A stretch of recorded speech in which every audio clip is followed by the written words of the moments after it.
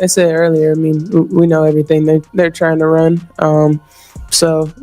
How do you guys know everything they're trying to run? Because of her right here with her hand on her damn face. That's how y'all know everything they're trying to run, because she damn me cheated. She came in, she was a spy, and she leaked everything. She cheated.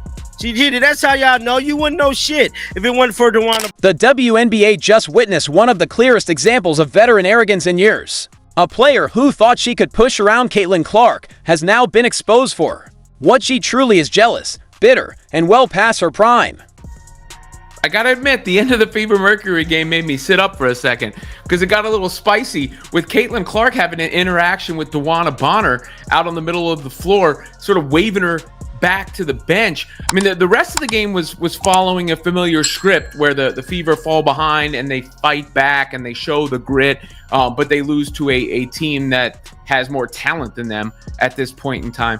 But that interaction stood out to me for a couple of reasons. I mean, number one, obviously, is the history there, where Dewanna Bonner was on the Fever for a cup of coffee and then winds up on the Mercury. That after, before the season, Caitlin Clark said she wanted to win a ring for her. This is the story of a player who turned her back on greatness because she couldn't handle being part of something bigger than herself. Now she's come back, only to try and challenge the very superstar who's carrying women's basketball forward and keeping it alive. Pissed off, man. I'm pissed off. This is trash, bruh. Dewanna Bonner, who you think you is? Who you think you is trying to walk up on Caitlin Clark like that? Who you think you are? You ain't nothing but a scammer, a quitter, and a traitor. You got me twisted. I don't know who you think you are walking up on the GOAT talking crazy. You was just acting like a mentor to her when we brought you in. Us fans never even wanted your... Oh my God, we never even wanted your... If you're enjoying this, make sure to hit that subscribe button. When Dewanna Bonner signed with the Indiana Fever back in February, she thought it would be another comfortable stop collecting paychecks and coasting through a routine season. What she found instead was a whole new reality, a team completely transformed by Caitlin Clark into the most watched, most competitive, and most talked about group in the entire WNBA. Caitlin Clark's obviously saying something to the referee, and Dewanna Bonner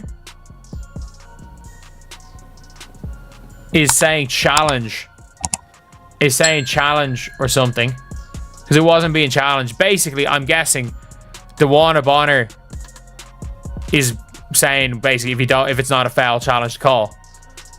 And eventually Caitlin Clark midway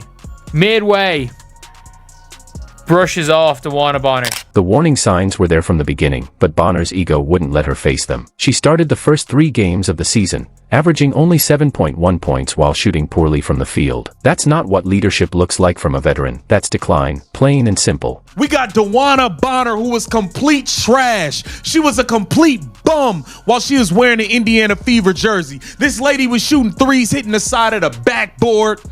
She was trash while she was in Indiana Fever. We had to pull strings and pull teeth to help her break a record. We had to do all types of stuff to help her break the record. And you got the nerve to try to talk crazy to Caitlin Clark? Who the hell you think you is? Dewanna Bonner? Wasn't nobody watching your games? Nobody even knew who you was. Nobody even knew you. The red flags were clear from the start, but Bonner's pride kept her from admitting it. She opened the season in the starting lineup for the first 3 games, averaging just 7.1 points on weak shooting numbers. That's not veteran leadership, that's a veteran in decline, plain and simple. 19 points for DB. Comes to the squad, leaves disrespectfully, and the last 2 times we've seen her, she's been rubbing our nose in it. Yes, I left you. What are you gonna do about it? Not a damn thing, because your head coach is soft and weak and not a real coach.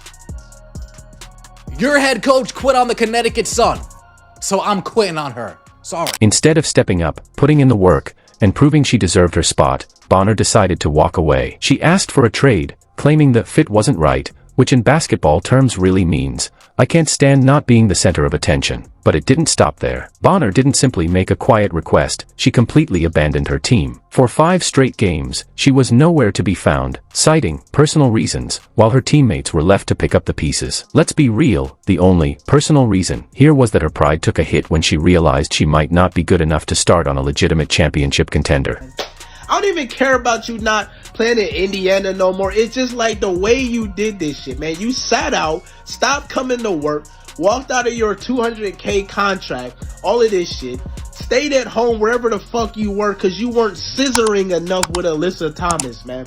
And then to sit up here and grant her wish to go and scissor with her lover on another team, this would never happen in the NBA. This is why I have such a hard time respecting this women's basketball shit to the full degree, because no other league around the world in sports does shit like this. This isn't just about skill, it's about character. And Dewanna Bonner's character was exposed the moment she faced real adversity. She was supposed to be a veteran leader for a young team, but as soon as the team started drawing the attention and pressure that comes with a generational superstar, she fell apart. She couldn't stand being part of a group built around Caitlin Clark, because deep down, she wanted the spotlight for herself. The jealousy is so obvious it's uncomfortable to watch. After spending most of her career out of the spotlight, Bonner was suddenly thrown onto the brightest stage women's basketball has ever had, and she simply couldn't handle it.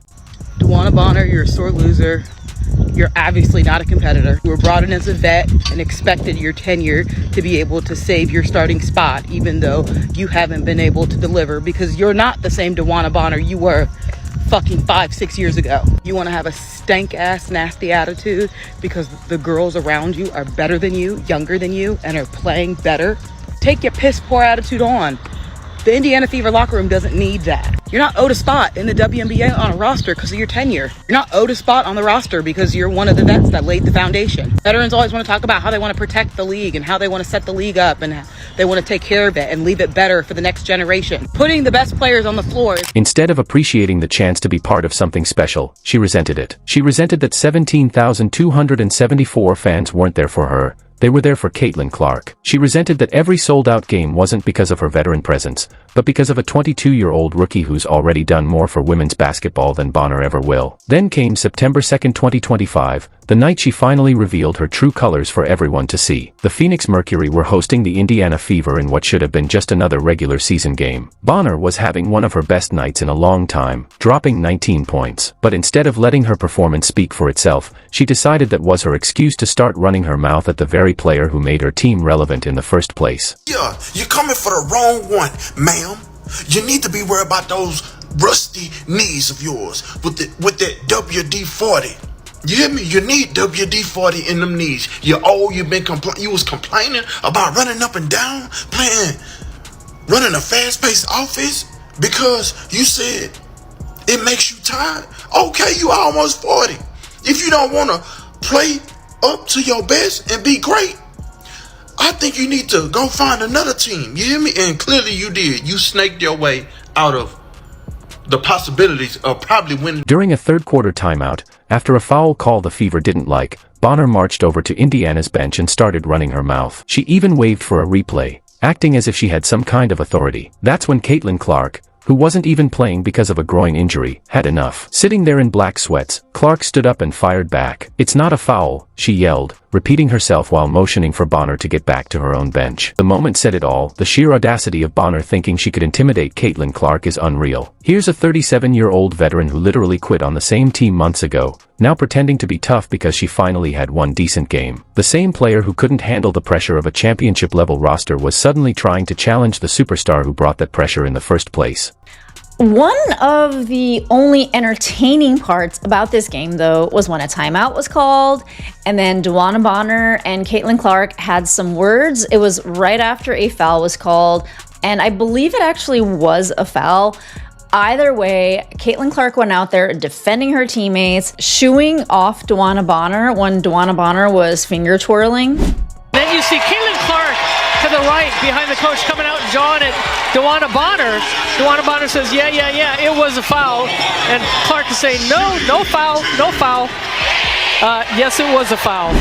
But again, props to Kelsey Mitchell for coming away with 29 points, not letting... But Clark wasn't having any of it. She waved Bonner off with confidence, basically telling her to head back to her own side and stay out of it. The gesture said it all, calm, dismissive, and completely justified. Bonner ended up being escorted back to her bench by her own teammates, and the whole exchange made her look foolish, and here's what makes it even worse. Bonner actually believes that her status as a veteran gives her the right to yell at Caitlin Clark without consequence. No way. Experience doesn't excuse disrespect, especially when that experience includes walking out on your team the moment things get tough. Fans have had enough of Bonner's behavior, and plenty are calling for the league to step in, but let's be honest about what really happened. Bonner only acted tough because Clark wasn't on the court. The Mercury managed to scrape out an 85-79 win, and Bonner somehow thinks that one result gives her the right to mock the very player who would have completely changed the outcome if she had been healthy. That's not real confidence, it's empty bravado, and everyone watching could see straight through it. Clark, yeah, man, Caitlin Clark told her, beat it, bum.